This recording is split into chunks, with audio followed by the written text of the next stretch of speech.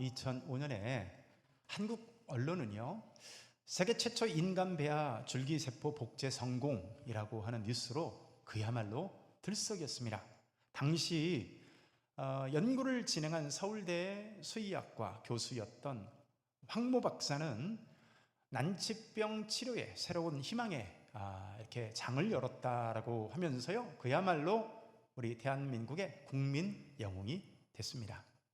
정부는 그를 첫 국가 최고 과학자라고 하는 그런 놀라운 영예를 주면서 한 해 연구비만 수백억을 책정할 정도로 국가에서도 그를 신뢰를 했습니다. 그가 했던 말이, 유명한 말이 있죠. 저에게는 조국이 있습니다. 그러니까 세계 수많은 곳에서 막 러브콜을 보내는데 저에게는 조국이 있습니다. 이 말 한마디로 정말 국민 영웅이 되고 국가의 전폭적인 지지를 받는 그런 유명한 사람이 됐어요. 그러나 얼마 가지 않아서 그의 이러한 화려한 성공들이 평소에 조작과 은폐라고 하는 이 거짓 위에, 그 거짓된 씨앗 위에 근거하고 있음이 밝혀지게 된 거예요. 불법적으로 연구원들에게 강압적으로 난자를 채취해서 실험을 진행하고, 더 놀라운 것은 국제 학술지에 실린 그의 데이터의 상당한 부분들이 역시 날조된 것이었음이 낱낱이 드러나게 된 거예요. 결국에 2005년 말에 서울대 조사위원회가 11개 줄기세포 라인은 전부 거짓이라고 하는 발표를 하면서 이 황모 박사의 거짓말이 온 세상에 드러나게 됐습니다. 결국 그의 논문은 다 처리됐고요. 2006년에는 교수직을 잃게 되었습니다. 그리고 정부 지원도 완전히 끊기게 됐어요. 더 놀라운 것은 2009년에 서울 중앙지법에서 사기, 횡령, 생명윤리법 위반 혐의로 이 황 박사에게요, 징역 2년에 집행유예 3년이라고 하는 참 이런 안타까운 집행형이 떨어지게 됐어요. 한국 과학계의 아이콘이었던 사람이 국제적 불신의 아이콘, 대명사가 되고 말았습니다. 이유가 뭘까요? 평소에 무엇을 심었냐는 거예요. 평소에 그가 거짓과 조작이라고 하는 이런 씨를 뿌리게 되니까 그 열매를 그가 고스란히 거두게 되었다는 거예요. 여러분, 무엇을 심느냐가 중요한 줄 믿습니다. 성경에 있어도 갈라디아서 6장 7절을 보면 스스로 속이지 말라. 사람이 무엇으로 심든지 그대로 거두리라. 이 황 교수의 사건은 우리에게 분명히 말하고 있는 거예요. 우리 인생은 내가 평소에 심는 그것을 결국 내가 심은 대로 거두게 된다라고 하는 사실이죠. 거짓과 욕망이라고 하는 이 씨앗을 심으면 언젠가는 내 자신이 그 열매를 고스란히 다 거둬야 할 때가 있다는 거예요. 여러분, 오늘 나는 무엇을 심는 사람입니까? 내 말과 행동은 내일의 나에게 어떤 부메랑이 되어서 나에게 돌아올까요? 하나님은 우리 죄를 다 용서해 주시지만 우리가 이 땅에서 뿌린 수많은 실수의 이런 죄에 대해서는 이 땅에서 그 열매를 내가 고스란히 거둬야 된다는 사실을, 이런 사실을 통해서 우리가 살펴보게 되는 것이죠. 자, 오늘 본문에 야곱이라는 사람에 관한 이야기를 듣게 되는데, 야곱이 어떤 사람이었어요? 한때 형 에서를 속여가지고 장자권을 빼앗고 아버지 이삭마저 이 간교한 꾀로 기만했던 사람이 바로 이 야곱이었어요. 그런 그가 결국 그 열매를 자신이 거둬서 어쩔 수 없이 집을 떠나서 외삼촌 라반의 집으로 황급히 야반도주를 해야 하지 않았겠어요. 야곱은 그런 사람이에요. 야곱은 인생의 어떤 큰 그림을 그리지 못하고 그저 눈앞에 이익만 쫓으면서 살던, 어쩌면 굉장히 우유부단한 사람이었고 결정장애가 있는 사람이었어요. 자, 그랬던 그가 놀랍게도 광야에서 베델의 하나님을 만나게 됩니다. 여기서 야곱이 바뀌는 거예요. 여기서 야곱이 바뀌게 되는 거예요. 꾸짖는다고 바뀌게 되는 것이 아니에요. 야단친다고 바뀌는 게 아니에요. 사람은 진정한 사랑을 경험하게 될 때 변하게 됩니다. 야곱이요, 하나님을 만났을 때 하나님이 야곱을 향해서 꾸짖지 않았어요. 야, 네가 그러고도 인간이냐? 어떻게 형을 속이고 아버지를 그렇게 기만할 수가 있냐? 너 같은 인간은 복받을 자격이 없다. 놀랍게도 베델에서 이 야곱에게 현현하신 하나님은 단 한마디도 그런 언급이 없습니다. 어떻게 했을까요? 단지 만나주신 줄 믿습니다. 그리고 보여주셨어요. 하나님이 얼마나 사랑의 하나님인지 그냥 보여주신 거예요. 내가 얼마나 너를 떠나지 않고 너를 지키고 너와 함께하는지 하나님이요, 보여주셨어요. 그것을 그것을 경험한 이 하나님의 사랑과 따뜻한 함께하신, 동행하신다는 이 하나님의 위로를 야곱이 경험하니까 야곱이 변한 줄 믿습니다. 집에서요, 이 자녀를 붙들고 백날을 혼내보세요. 야, 내가 누구를 위해서 이러는지 알아? 그 다음에 말이 뭘까요? 다 너를 위해서 하는 얘기야. 문제는 뭐예요? 맞는 말을 기분 나쁘게 해버려요. 맞는 말을 기분 나쁘게 해버려요. 매들고 춤춰보세요. 애들이 변하나. 진짜 변화되는 것은 언제일까요? 부모가 얼마나 자기 자신을 믿어주고 신뢰하는지, 얼마나 이 자녀를 향해서 그 부모의 사랑이, 이 자녀가 볼 때 정말 나를 사랑하는구나, 이 깊은 사랑을 신뢰와 사랑 가운데 경험할 때 자녀들이 그때 변하는 거예요. 하나님을 만난 후에 야곱은 상처를 치유받습니다. 아버지와 형과의 관계에서 생겨난 상처 아니겠어요? 그런데 그런 상처가 하나님을 만났을 때, 하나님의 사랑을 경험했을 때, 하나님으로부터 오는 위로를 경험하고 나니까 그 상처들이 치유가 되는 거예요. 자, 그런데 잘 보세요. 본래 이기적이고 자신만 알았던 이 간교한 야곱이 사랑이라고 하는 가치관과 목표를 갖게 된 겁니다. 변한 줄 믿습니다.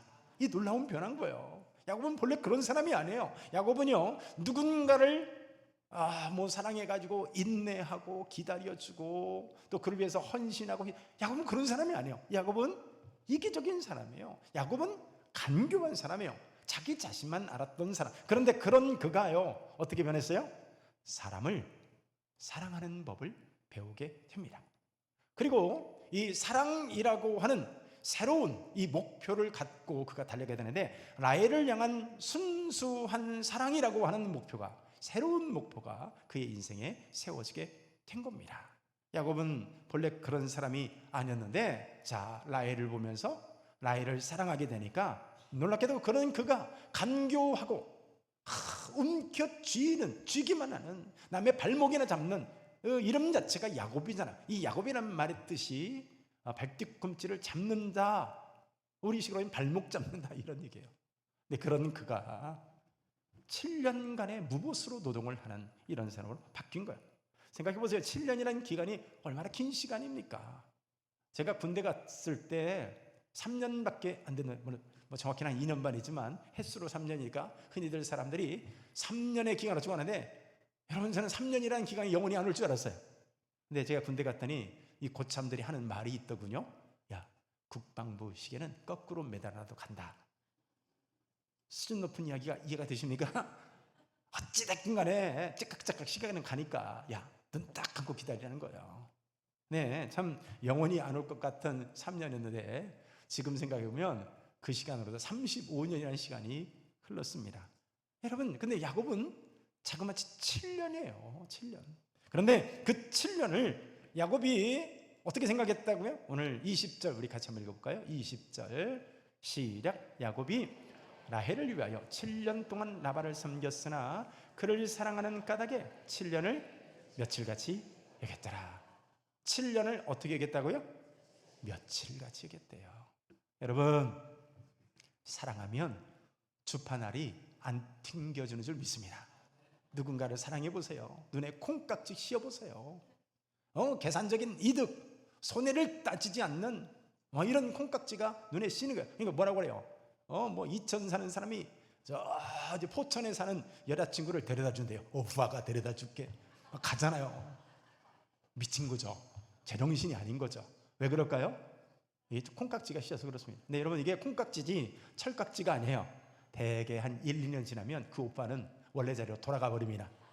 옛날에는 안 그랬는데 어느 날 보니까 그냥 이렇게 귀찮아하고 막 그러죠.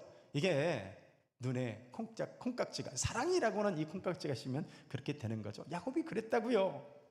우리는 저 사람이 문제라고 말하죠. 저 사람이 문제예요. 저 사람만 변하면 아무 문제가 없을 것 같은데 아니에요. 사실은요, 내가 저 사람을 사랑하는 마음이 없어서 그렇습니다. 진짜 저 사람 때문인 것 같지만 근본적으로 문제를 파고 들어가잖아요. 나에게 문제가 있는 거. 어떤 문제죠? 나에게 이 사랑이라고 하는 이것이 없기 때문에. 진짜 예수님 같은 아가페적인 사랑이요 나에게 있다면, 그런 대표적인 우리나라의 역사적인 인물이 있잖아요. 손양원 목사 같은 분이 그런 분 아니겠어요? 이 예수님의 사랑이 그의 삶에 가득 채워지니까요, 자기 자식을 2명씩이나 총으로 쏴 죽인 이 양재선 같은 사람을 아들 삼는 거예요. 어떻게 이럴 수가 있을까요? 여러분, 아가페적인 그의 사랑이 그의 마음을 가득 사로잡으니까 그렇게 되는 거죠. 야곱을 보세요. 사랑을 목적으로 하고 이 라헬이라는 한 여인을 향해 이 사랑이라는 이 콩깍지가 씌니까요, 7년을 수일처럼, 며칠처럼 여겼다라는 거예요. 자, 근데 문제가 뭘까요? 야곱은 변화된 것 같은데 세상은 악합니다. 여러분, 그에게 간교한 외삼촌 라반이 있었는데 이 라반을 보세요. 이런 야곱의 순수한 사랑을요, 오늘 본문을 보세요, 철저히 이용해 먹습니다. 당시 고대 근동의 이 결혼 풍습에는요, 장녀가 먼저 시집가는 것이 일반적인 관례죠. 우리나라도 아닌가요?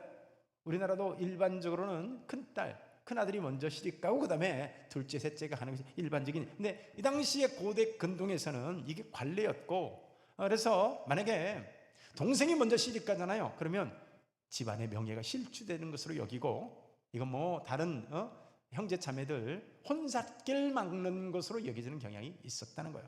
자, 라반은 이런 관습을 빌미 삼아서 레아까지 야곱에게 땡처리를 합니다. 레아가 장녀, 큰딸이었는데 안타깝게도 외모가 별로 그렇게 예쁜 사람이 아니었습니다. 한마디로 어디 내놓을 만한 딸이 아니었던 거예요. 근데 어떻게 합니까? 만만한 야곱에게 떠넘겨 버리려고 하는 것이죠. 더군다나 이 야곱이 교활한 사람이었기 때문에, 자, 그것을 빌미로 해가지고 이 레아까지 주는 이 조건으로 해가지고 야곱이라고 하는 아주 쓸만한 노동력을 거저 먹을 수 있는 기회로 삼고자 했던 거죠. 속된 말로 완전히 빨대 꽂은 거예요. 이걸 두고 뭐라고 말해요? 일석이조, 도랑치고 가지 잡고. 자, 이 사람 라반이 얼마나 간구요한 사람이냐면, 속으로 야곱이 라헬을 얻게 되면 떠날 수도 있다라는 이런 생각까지 한 겁니다. 이게 라반이 보통 사람이 아닌가. 근데 거기다가 레아까지 끼워 놓으면 꼼짝 못하고 14년을 이 자신에게 붙들려 무보수 노동을 하게 될 것이다 라고 거기까지 생각을 한 사람이 얼마나 무서운 사람입니까?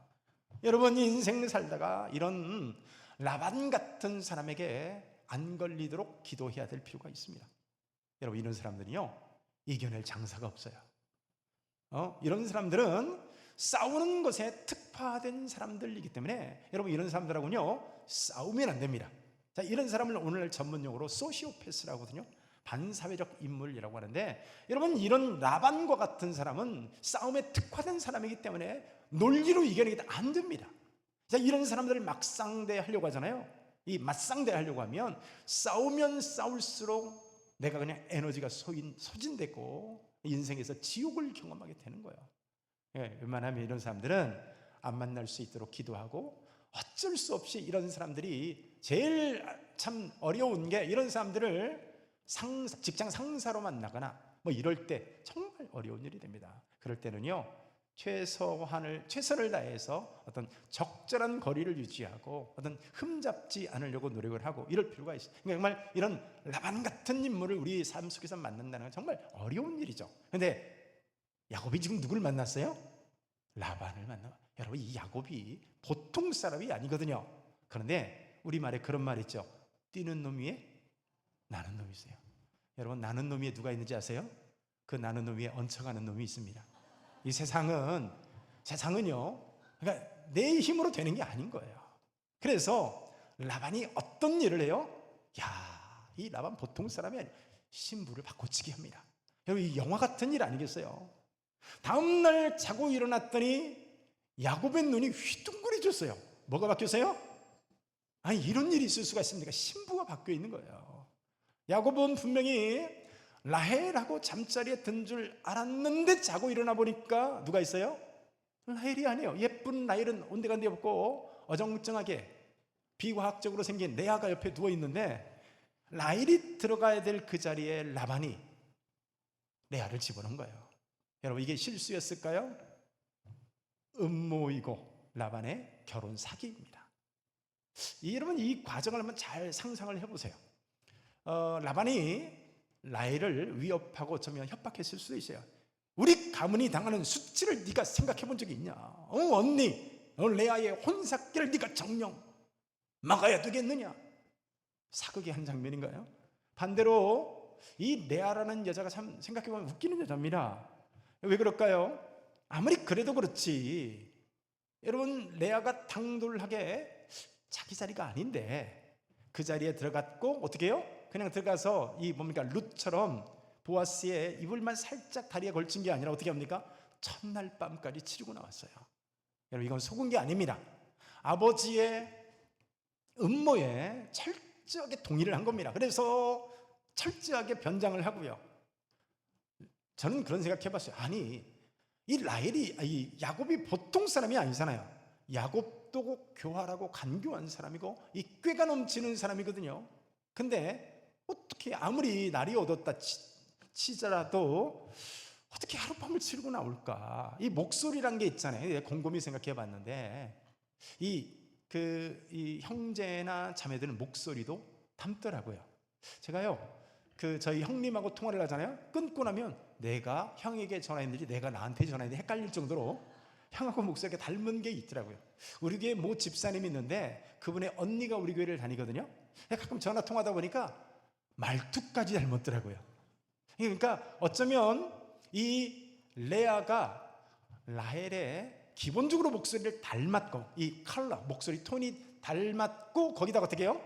아마 레아가 라헬의 말투와 습관을 아마 이렇게 흉내를 냈던 것 같고, 더 중요한 건요, 라헬의 옷을 입고 라헬식으로 화장을 했기 때문에 야곱이 이 컴컴한 밤에 그냥 하룻밤을 자면서도 몰랐던 거죠. 자, 그래서 이 야곱의 반응이 뭡니까? 우리 25절 우리 같이 한번 읽습니다. 25절 시작. 야곱이 아침에 보니 레아라 라반에게 이르되 외삼촌이 어찌하여 내게 이같이 행하셨나이까? 내가 나이를 위하여 외삼촌을 섬기지 아니하였나이까? 외삼촌이 나를 속이심은 어찌 됨이니까? 야곱의 입장에서는 굉장히 억울한 것 같지만요, 실상 지금 요즘 많이 하는 얘기로 이 야곱이요, 내로남불의 극치입니다. 왜? 자기는 형을 어떻게 속였어요? 아버지를 어떻게 속였어요? 자기 자신도 눈 어두운 아버지를 속이기 위해 오늘 레아처럼 형 에서의 옷을 입고, 그리고 레아처럼 형 에서의 목소리를 흉내내서 들어가서 아버지를 속였잖아요. 근데 자기가 당하니까 어떻게 말을 해요? 어떻게 이럴 수가 있냐고 말해요.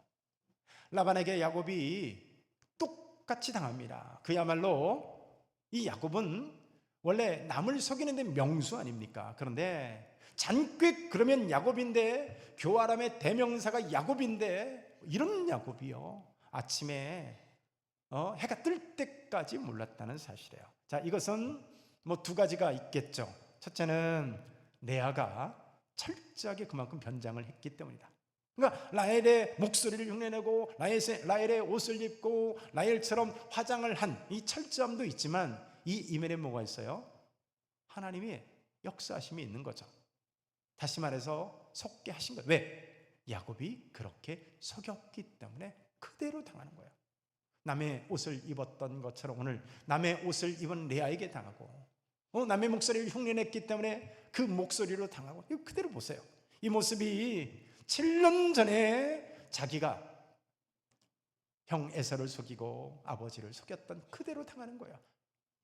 야곱이 어떻게 했습니까? 천연덕스럽게 집에서 염소 고기를 구워가지고 와놓고, 하나님께서 오늘 순조롭게 역사하셔가지고 내가 오늘 이렇게 사냥해 온 고기를 가져올 수 있었나이다. 근데 그 모습 그대로 야곱이 당합니다. 왜 그럴까요?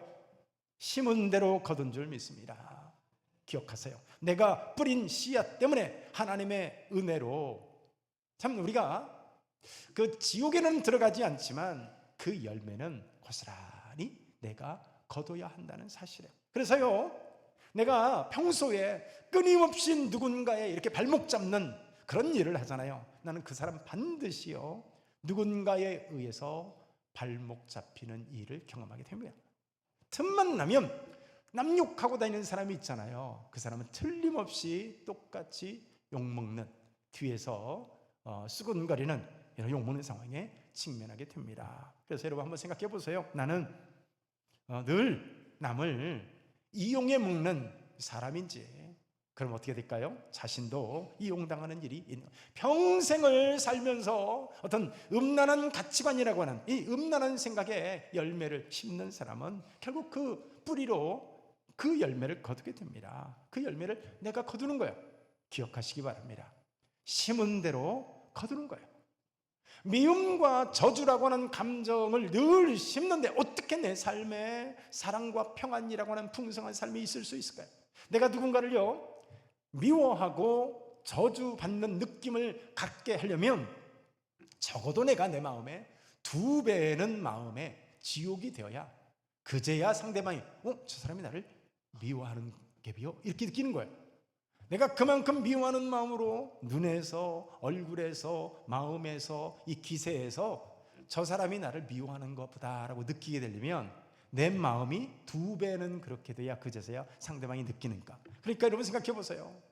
그 삶에 평안이 있을까요? 누군가를 끊임없이 미워하고 증오하는 열매를 심는 그 사람의 마음에 평강이 있을까요? 야곱이 분명 하나님을 만나서 위로를 받고 은혜를 받았습니다. 새 출발한 것 같고요, 새 인생을 사는 것 같지만 중요한 점을 못 가요. 과거에 내가 뿌린, 사람들 사이에서 뿌려진 이 대가는 나의 유산으로 고스란히 남아있다는 사실이에요. 다윗이 밧세바를 범했을 때 하나님이 용서해 주셨어요. 그러나 그가 뿌렸던 그 열매 때문에 그의 이후의 삶에 칼이 집안을 떠나지 않는 거예요. 형이 동생을 죽이고 동생이 형을 죽이고부터 시작해가지고요. 근데 야곱을 보세요. 야곱이 지금 어떻게 처신한다고요? 야곱이 과거에 자기 모습은 떠올리지 않고요, 이 속았다는 사실에만 막 분노합니다. 그래가지고요, 자기가 그래놓고, 지도 그래놓고 억울하다고 하고 황당하다고 하면서 분노를 표출하는 거예요. 근데 과거의 형 에서의 감정은요 조금도 떠올리지 못하는 우리 야곱 아닙니까? 결국 부메랑이 되어서 자기 자신이 던진 이 속임수의 칼날이 자기 자신에게 돌아왔던 것이죠. 여러분 꼭 기억하시길 바랍니다. 나는 오늘 무엇을 심고 있는가? 내 말과 행동은요 내일의 나에게 부메랑이 되어서 어떤 모습으로 돌아올까요? 사람들의 모순이 뭐예요? 자기가 저지른 행동을 생각하지 않고 자기가 받은 상처만 생각합니다. 그래서요 물어보세요. 다 상처를 받았다고 하지 상처를 줬다는 사람을 만나기가 쉽나요? 얼마나 모순입니까? 왜냐하면 어떻게 상처를 준 사람 없이 받았던 사람만 있을 수 있을까요? 누군가가 줬기 때문에 상처를 받았을 텐데 물어보면요 다 서로 양쪽에서 상처를 받았대요. 자기는 준 적이 없대요.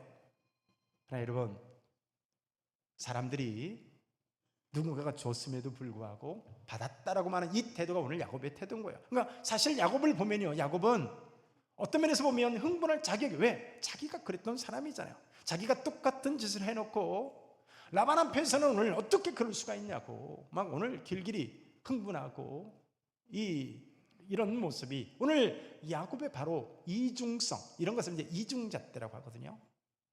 또 여러분 보세요. 라반의 한번 말을 봅니다. 우리 26절 한번 볼까요? 26절 시작.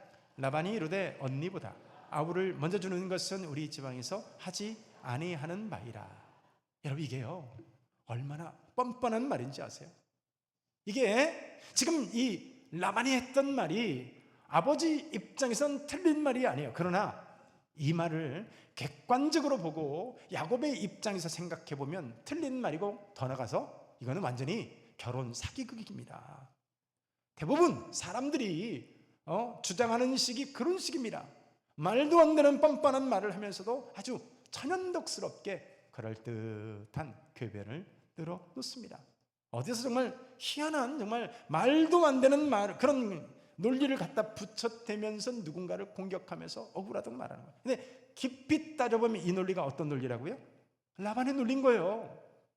여러분, 이 오늘 라반의 말이 진짜 맞는 말일까요? 엄밀한 의미에서 보면 교활하고 간교한 짓인 거죠. 결국 뭐 하자는 거예요? 레아까지 떠넘기려는 수작이고 14년을 그냥 무임금으로 이 노동 착취를 하겠다는 간교함인 거예요. 그러면서 말은 어떻게 해요? 이게 상식이 어떻고 관례가 어떻고 라고 얘기하는 거죠. 근데 여러분 이게요 세상입니다. 그게 세상이에요. 속이고 빼앗고 기회만 있으면 강탈하고 철저하게 이 세상의 원리라는 것이 심은 대로 거둔다라고 하는 상식적 원리가 작동하는 곳이 바로 세상이에요.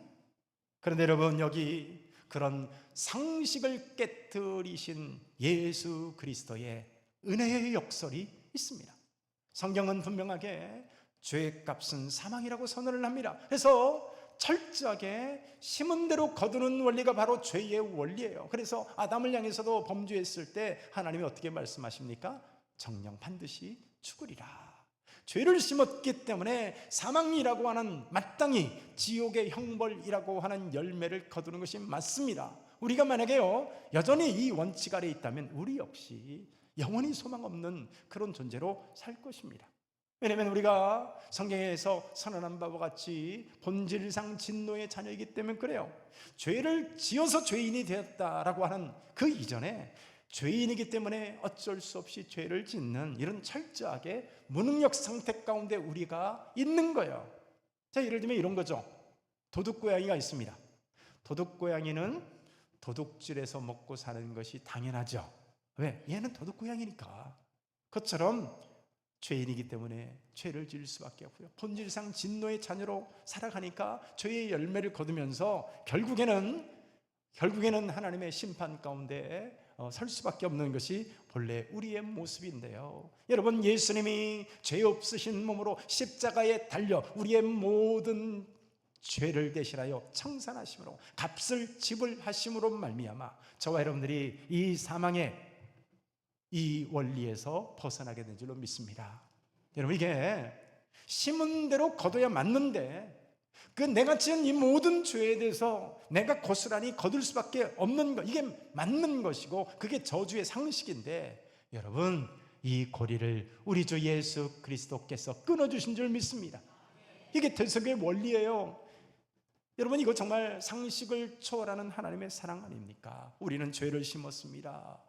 그런데 놀랍게도 예수님은 사랑을 심으신 거예요. 내가 심은 것을 생각해 보면 결국 우리도 이 지옥밖에는, 심판밖에는 답이 없는데 그 고리를 예수님이 대신 저주받으심으로, 예수님이 대신 십자가에서 우리의 모든 죄와 우리의 모든 이 죄의 결과를 그분이 대신 값을 청산하심으로 말미암아 여러분 지옥의 사슬에서 끊어준 줄 믿습니다. 그냥 단순히 우리가 지옥에 안 가는 정도가 아니라 여러분, 하나님이 우리를 하나님의 자녀로 삼아 주신 거예요. 어쩌면 그 손양원 목사님처럼 그냥 내가 용서한다, 그 사람 사형받지 않도록 내가 탄원서 써준다, 그 정도로 끝난 것이 아니라 놀랍게도 손양원 목사님은 그 자기 자신의 생떼 같은 아들, 정말 고등학교 다니면서 고등학교를 마치면 유학을 보낼까라고 생각했던 이 아들을요 단순히 교회 다니는 아이들이라고, 기독교 당시에 큰아들이 뭐 이렇게 기독교 이렇게 고등학교에서 학생 회장 같은 거 이런 거였나 봐요. 저런 놈은 이 땅에서 없애야 된다면서 그 안재선이라는 사람이 주동을 해가지고 그 생떼 같은 두 아들을 죽게 만든 거예요. 그런데 여러분, 그런 사람이 사형 안 받게 탄원서 써주는 정도가 아니라 어떻게 했다고요? 세상에 자기 아들 삼는 거예요. 결국 여러분, 이 안재선이라는 사람은 평생을 참 내가 죄 없는 사람을 죽였다는 여기에서 차마 그 아버지였던 이 손양원 목사님이 신학하기를 원해서 목사님 되기를 원했지만 차마 그 길을 가지 못하고 여러분 그 아들에게 목회자가 되기 위해서 지금 훌륭한 목사님으로 사역하고 있습니다. 이게 어떻게 가능한 일일까요? 여러분, 우리 예수님이 우리를 지옥 안 가게 해주는 정도가 아니라 그분의 자녀로 삼아주신 줄 믿습니다. 세상에 이런 역설이 어디 있어요? 이게 바로 복음의 역설인 거죠. 하나님 입장에서 보면 이게 얼마나 억울하고 얼마나 분노할 말입니까? 하나님이 분명히 알아듣게 말했어요. 경고했잖아요. 먹으면 정령 죽으리라. 근데 이 아담과 하와가요, 하나님이 아닌, 하나님의 생명나무가 아닌 선악과를 선택하는 거죠. 오늘날 많은 크리스찬들이 억울하다고 말합니다. 참 분노가 치민다고 말을 하는 거예요. 근데 여러분, 그것이 하나님만 할까요? 독생자를 내어주셔야만 하는 주님의 마음만 할까요? 억울하다고 느껴지신다면, 분노가 치민다면 여러분 예수님을 바라보시길 축복합니다. 거기 십자가의 내거리에서요, 저와 여러분들의 모든 저주가 끝나고 은혜의 역사를 경험하게 된 줄로 믿습니다. 누구든지 이 은혜의 보좌 앞에 나가야 하고 십자가 앞에 우리가 나가야 하는 이유가 여기에 있습니다. 더 놀라운 사실이 뭔지 아세요? 오늘 이런 야곱이 그런 교활하고 간교하고 이중적이고 내로남불인 이 야곱이 하나님의 택하심을 받게 되더라는 겁니다. 그를 택해서 하나님의 이 언약적인, 하나님의 이 주권적인 이것이 언약이 흘러가게 만든 거예요. 여러분, 야곱이 어떤 사람이에요? 눈앞에 이익에 급급하고 가족마저 속이는 이런 간교한 사람이었는데, 여러분 이 야곱에게서 우리의 모습이 보이죠? 야곱이 얼마나 약점이 많은 사람입니까? 거짓말도 잘하고 사기성도 농후한데 꼭 우리 모습 보는 것 같은데, 여러분 놀랍게도 하나님이 이런 야곱을 선택하신 줄 믿습니다. 야곱은 일생을 이 좌충우돌하는 인생을 살아가지만 하나님이요 기다려 주십니다. 그리고 인내해 주시는 거예요. 그리고 다 닳고 닳아져서 어쩔 수 없을 때까지, 그래서 하나님 앞에 손들고 나올 때까지 하나님이 기다려 주셔요. 그리고 그를 부족함에도 불구하고 택하셔서 믿음의 조상이라고 하는 언약적 후손으로 삼아 주십니다. 여러분 은혜의 역설 가운데 서시길 축복합니다. 이 하나님을 붙드시길 축원합니다. 여러분 기억하세요. 다른 야곱이 다른 아브라함이나 이삭과 달리, 그리고 요셉과 달리 이 야곱이 바로왕 앞에 섰을 때 어떻게 고백했을까요? 내 일생을 험악한 인생을 살았나이다 라고 말해요. 그 이유가 뭐라고요? 심은 대로 거두는 것이기 때문에 그래요. 일평생 누군가를 속이고 누군가의 뒤꿈치를 잡고 그 교활하고 움켜쥐는 삶을 살았던 야곱이었기 때문에 결국에는 그도 그 심은 대로 거두는 그것 때문에 일평생을 험악한 인생을 살았나이다, 그런 고백을 하는 거예요. 하나님은 용서하시고 섭리적으로 결국 그를 믿음의 조상으로 세우지만 그 심은 대로 거둔다는 이 원리 때문에 여러분 오늘 야곱도 험악한 인생을 살고, 다윗이 심은 죄의 씨앗들 때문에 그의 가문에 참 이 칼이 떠나지 않는 죽고 죽이는 역사가 지속되는 것처럼 오늘 나를 돌아보시길 바랍니다. 나는 무엇을 심는가? 내가 오늘 심고 있는 것은 은혜인가? 긍휼과 사랑인가? 아니면 오늘 야곱처럼 교활하고 누군가의 발뒤꿈치를 잡고 한평생 내 힘을 의지해서 움켜쥐는 삶을 살고 이런 삶을 살아가는가? 여러분 오늘도 두렵고 떨림으로 믿음을 심고 사랑을 심을 수 있기를 축원합니다. 우리 한 목소리로 한번 기도하기를 원합니다. 기도할 때 하나님, 우리 삶의 거짓과 자기중심적인 이런 씨앗을 심지 않게 하여 주시고, 하나님 언제나 진실과 사랑의 씨앗을 심는 우리 되게 하여 주옵소서. 하나님, 야곱과 같은 우리를 버리지 않고 은혜를 베푸시는 하나님을 신뢰하며 오늘도 살게 하여 주시옵소서. 심은 대로 거두게 하시는 하나님 앞에서 오늘도 두렵고 떨림으로 오늘도 하루하루의 우리의 삶을 오늘도 충실하게 신실하게 살아가게 하여 주옵소서. 우리 말씀 기억하며 한 목소리로 한번 기도합니다. 하나님 아버지 감사합니다.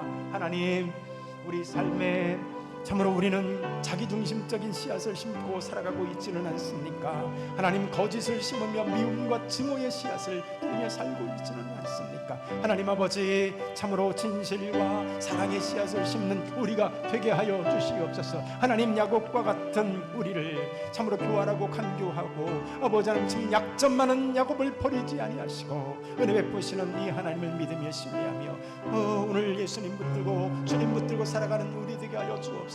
심은 대로 거두게 하시는 인생의 원리 앞에서 두렵고 떨림으로 살아가는 우리 되게 하여 주옵소서.